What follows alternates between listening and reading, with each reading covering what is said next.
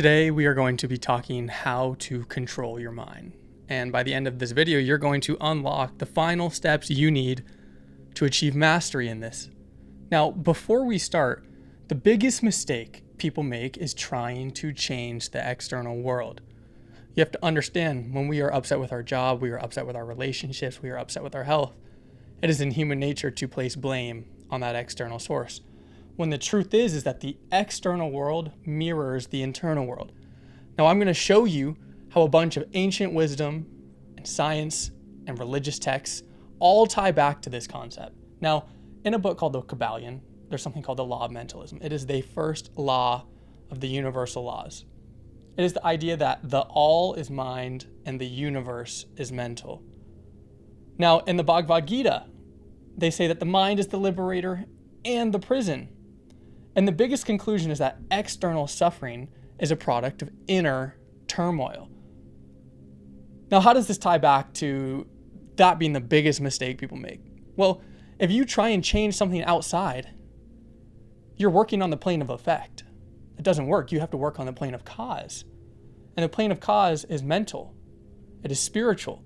It is a process where you need to go inside. We've been programmed to think we need to ascend the ladder. We need to ascend to the throne. Everyone wants ascension. But the truth is what you actually need to be after is incension. Because you're going to learn that it's very simple to achieve what you want, because all you have to do is remove the blocks in between where you are and where you want to go. You don't even have to add anything to the mix. You just start saying no to the thoughts that don't serve you. You start saying no to the activities that don't serve your fitness goals. You say no to the business opportunities that aren't aligned in your purpose.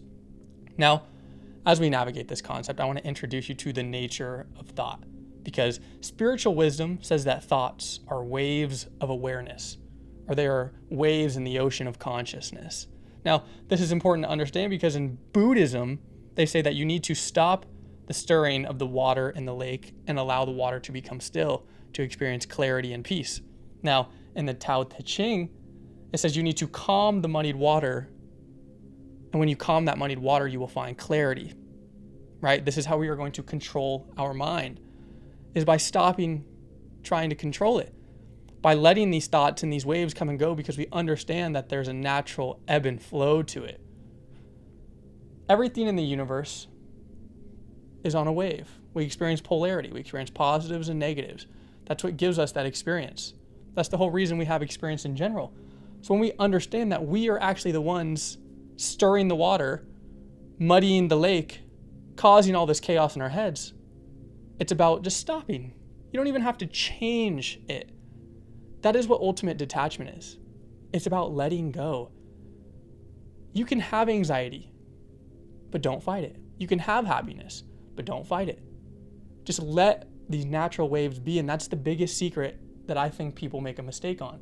One, trying to change the external world, and two, thinking that you need to change something about your experience, thinking that you need to change something about your mind, when in reality, you just need to let it be. And that when you find stillness, when you start to understand that you can make the water still and you can have clarity, that is when you unlock your full power as a creator. Now, what I want to dive into next is that the next main problem you're going to face when you embark on this journey is going to be your problem with identification. So it's not actually the thoughts that are the problem. The root of suffering is actually our attachment to these thoughts, our attachment to these false worlds and these false realities we create out of past experiences or anxieties of tomorrow. Jesus says you have to be in the world, but not of it, right? As soon as we start to attach to experiences we have in the world, attached to pleasures, attached to desires, attached to expectations of how outcomes are supposed to come our way, we're going to suffer because it is never going to line up perfectly to what we want. Your mind and your lowest self and your ego is essentially just a survival mechanism. You have to have fight or flight to survive as a mammal on Earth. But we have evolved. And all of our problems come out of this little light box that we spend 8 hours a day on. They are feeding us false narratives about a world, but if you slow down, take a deep breath and look at the world around you, you're going to notice that it is different than what you're being told. And in that awareness, you can find peace and stillness. Now, the key to mastering your mind is going to be realizing that these thoughts are visitors. They're not permanent. Think about the hundreds of thousands, if not millions of different thoughts you have a day that just randomly come out of nowhere, like impulses out of the electrical neural activity of our brain, because that's what they are. Now, the secret to controlling your mind and unlocking your ability to determine your destiny is going to be letting go of these negative thoughts. How do we let go of them? And how do we transmutate these failures and negative things that happen to us into something that serves us? That is what alchemy is. That's what magic is. That's what all of the ancient esoteric wisdom is about. When they say the philosopher's stone and our ability to turn silver into gold, that's what they're referring to. Our ability to take negative things that happen to us as humans and transmutate it into something positive that serves us, all through our perspective and our lens. Now, let's talk about the limits of traditional ideas when it comes to learning to control our mind or mastering our mind. The first one is going to be breath work. In breath work, you can find a temporary sense of stillness and quiet, but your ego returns. If you do affirmations, this is a great way to direct your mind in the direction of where you want to go, but it doesn't dissolve your identification with things that come your way. It doesn't dissolve your identification with the outcome you want or the fear of the outcome you don't want. Now, your practice of these spiritual studies needs to become lifestyle.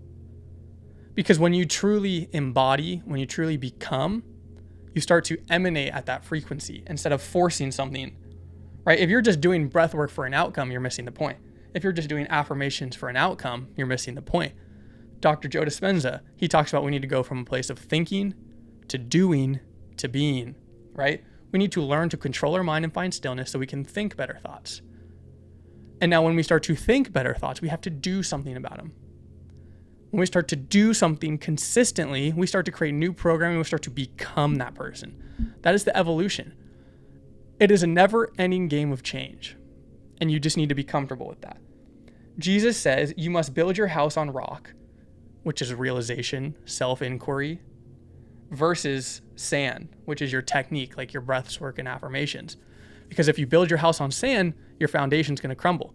But if you build your foundation on rock, this realization, this experience of why it needs to be this way, that changes who you are, that changes your lifestyle, that changes your being and your essence. This is why experiential learning, actually doing the thing and implementing the things you consume in media, is going to be the thing that changes your life. Because you need that feedback loop. Because wisdom is knowledge plus experience, which transcends the concept and becomes wisdom when you have an experience to tie that wisdom to. That is what realization is. Now, the most powerful practice you can stick to is going to be your self-inquiry or your path to revelation and realization. Now, on this path, your goal is to ask questions like, who am I? Or to whom does this thought arise? These are questions that they asked in ancient texts. Now, why do we ask these questions? Because you are being guided on a path of incension. In states of meditation, you realize like, hey, I'm not my thoughts.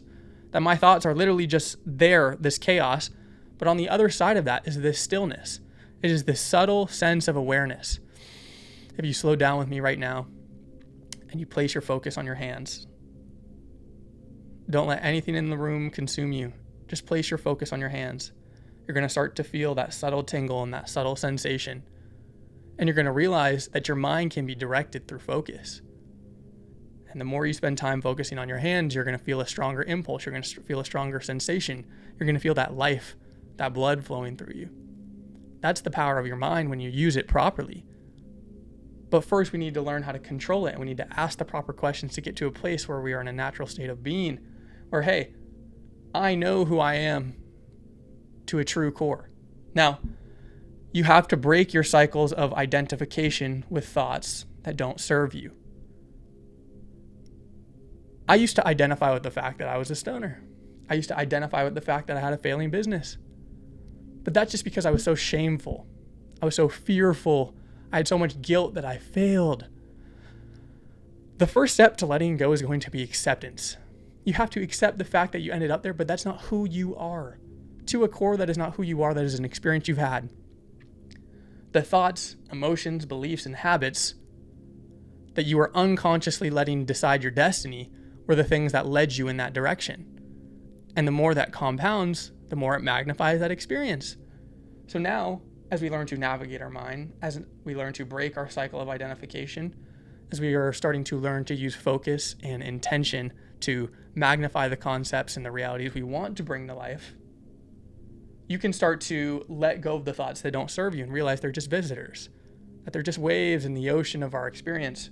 Now, the next thing I want to talk about is that there is only the illusion of separation in the physical world. We know that everything is energy, that to a core of this whiteboard, to a core of me, to a core of you, the laptop or device you're watching this on, is all particles vibrating at a certain frequency. That's vibrating at a denser frequency. If you're alive, you're vibrating at a higher frequency. But to some degree, at the course of all the experience, there's this soup of quantum particles and infinite potentiality, meaning that we are all the same. To a core, we are literally all the same material. And beyond that, all material comes from the immaterial, which is why they talk about the ocean of consciousness, because that natural state of awareness is actually the fabric of our experience. And the deeper you go on this journey, the more time and time again you're going to come back to that realization. And it's a life pursuit. With each step and each turn around the corner, you learn a new piece of wisdom that just kind of solidifies that concept further. But just realize that is your illusion of separation that allows you to identify with things. Because if you knew the true nature of yourself, your eternal self, you'd realize that these are just experiences and it's just water under the bridge, and that these things do not define you in these micro moments of the cosmos. That's what we mean when we have to zoom out, get a bird's eye view on what's going on in our life. Now, your eternal self is beyond thought, emotion, and material, and that's what I was alluding to right here. That the backbone of our experience is eternal. It is. It always will be. You need to understand that your mind is a tool. It is not the master. You are the master. Your highest self is the master, because your highest self can guide you to make elevated decisions that transcend the immediate impulses of our thoughts and our emotions and our material needs and wants and desires that are just illusions to a better understanding of the why. And finally, be still and know that I am God. That's what Jesus says. You have to understand that the experience you are having is coming from within. Everything you internalize and interpret from the external world is based on your perception internally.